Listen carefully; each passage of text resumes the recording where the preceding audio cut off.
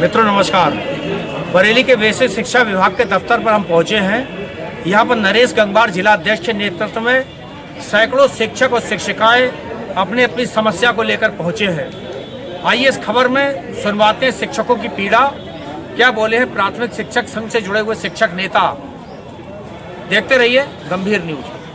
नरेश गंगवार जी हैं बेसिक शिक्षा विभाग में दमदार नेता, जिला अध्यक्ष जी। नरेश जी, कैसे आना हुआ, क्या मामला है? ये हमारा 8 सूत्रीय ज्ञापन है जो हम जिला बेसिक शिक्षा अधिकारी साहब को भी मिलेंगे और उन्हें देंगे। तो हमारी बात पर छोटी छोटी बात पे हमारे अध्यापक का वेतन रोक दिया जाता है। कोई एक छोटी सी बात हो उसे तुरंत उठा करके वेतन रोक दिया जाता है। ये निहायत ही गलत है। उसकी आज हम नाराजगी प्रकट करेंगे। चयन वेतनमान को लेकर के 8 महीने से शिक्षक जूझ रहा है। उसको चयन वेतनमान का लाभ अभी तक नहीं मिला जो जुलाई में मिल जाना चाहिए था। जिसको भी 10 वर्ष हो गए, जिसके भी 10 वर्ष होते चले जाएं, उसको चयन वेतनमान ऑटोमेटिक मिल जाना चाहिए। ये विभाग का अपना एक उत्तरदायित्व है जिसको संगठन ने समय समय पर इन लोगों को अवगत कराया कि हमारे चयन वेतनमान में इतने लोग लंबित हैं, इनको शीघ्र से शीघ्र दिलवाया जाए, जिसको आज तक इन्होंने नहीं दिलवाया। आज हमारी जिला बेसिक शिक्षा अधिकारी से यही मांग होगी कि आज ही इसका फैसला किया जाए कि ऑफलाइन होगा या ऑनलाइन। क्योंकि ये हम लोग से कह देते हैं कभी ऑफलाइन है, कभी ऑनलाइन है, कभी ऑफलाइन है, कभी ऑनलाइन, लेकिन कोई भी प्रक्रिया 10-5 निकाल दिए उसके बाद प्रक्रिया डंप हो गई। जिसने पैसे दे दिए उसका निकल गया। ये बहुत ही गलत तरीका है। आज संगठन बहुत उग्र है। तो अगर ऐसा नहीं होता है, अगर वो हमें कोई आश्वासन मतलब लिखित में नहीं मिलता है, तो हम लोग निश्चित ही कोई कठोर कदम उठाने को बाध्य हैं। Thank you. क्या कहना है? सबसे बड़ी समस्या यह है कि शिक्षक अपने उत्तरदायित्व अलग अलग निभा रहा है। जैसे कि इस समय प्रथम सत्रीय परीक्षाएं भी चल रही हैं। इसके अलावा अन्य उत्तरदायित्व भी उसको दे दिए गए हैं। समय वही है, विद्यालय में भी समय दे रहा है अध्यापक और अन्य काम भी कर रहा है। यूडाइस की बात करते हैं तो यूडाइस पर गैप दिखाई दे रहा है, जो कि बच्चे ड्रॉप आउट में हैं, अन्य विद्यालयों में हैं। उनकी जिम्मेदारी एक दूसरे व्यक्ति को देते हुए उसका वेतन अवरोध करना, और वेतन अवरोध करना उसके ऊपर एक मानसिक दबाव तैयार करना, ये एक अन्य। गुरु जी। बलवीर सिंह, जिलामंत्री उत्तर प्रदेश प्राथमिक शिक्षक संघ। बलवीर जी बताइए, क्या कहना चाहेंगे जो रह गया? मैं ये कहना चाह रहा हूँ कि जो जितनी भी भर्तियाँ होती हैं, जितने भी काम होते हैं, उसमें सिर्फ बेसिक शिक्षक ही क्यों दिखाई देता है? जितनी भी परीक्षाएं होती हैं उसमें जो कक्ष निरीक्षक लगाए जाते हैं वो हमारे बेसिक से लगाए जाते हैं, बीएलओ लगाए जाते हैं वो हमारे बेसिक से लगाए जाते हैं, और कोई काम होता है वो हमारे बेसिक से लगाए जाते हैं। जब सारे कामों में इनमें हमारे बेसिक के टीचर लगा लिए जाएंगे और फिर कहोगे कि गुणवत्ता नहीं है, तो गुणवत्ता कहाँ से आएगी जब हमसे और सरकारी कार्य करा लोगे? तो इसी उनका भास्कर क्या कहना चाहेंगी? यही कहना चाहेंगे कि शिक्षकों को गैर शैक्षणिक कार्यों में लगा दिया जाता है, फिर कहते हैं शैक्षिक गुणवत्ता नहीं है। ड्रॉप बॉक्स की इतनी वो है, ड्रॉप बॉक्स में बच्चे हैं वो प्राइवेट वाले उठा नहीं रहे हैं, वो दिक्कत हो रही है। फिर 5 पास कर गए फिर भी उनको भी हम ही एडमिशन कराएंगे। क्या मतलब सब कामों में शिक्षक ही दिखाई देता है, चाहे कोई भी ड्यूटी हो या बीएलओ में शिक्षकों को लगाया जाएगा, फिर वेतन रोका जाएगा। ये कहाँ है? बात पे वेतन रोकोगे?